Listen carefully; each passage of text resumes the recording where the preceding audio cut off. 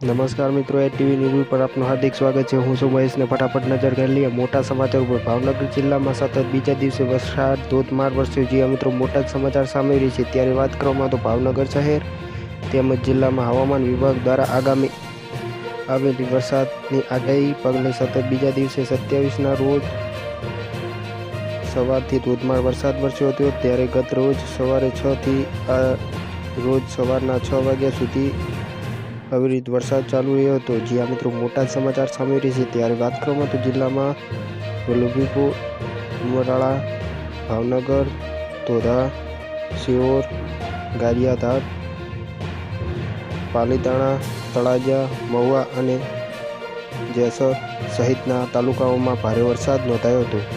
ત્યારે મિત્રો વાત કરવામાં તો સતત બીજા દિવસે વરસી રહેલા આ વરસાદના કારણે ખેડૂતોમાં મુશ્કેલીમાં મુકાયા છે। ત્યારે મિત્રો વાત કરવામાં તો કારણ કે કપાસ, મગફળી અને ડુંગળી જેવા પાકોને પાણી પલળી જતા ભારે નુકસાન થયું હોવાનું જણાવવામાં આવ્યું છે। જ્યાં મિત્રો મોટા સમાચાર સામે રહે છે। બસ મિત્રો અત્યારે આટલું। અમારી સાથે જોડાવા માટે તમે લાઈક, શેર અને સબસ્ક્રાઈબ કરી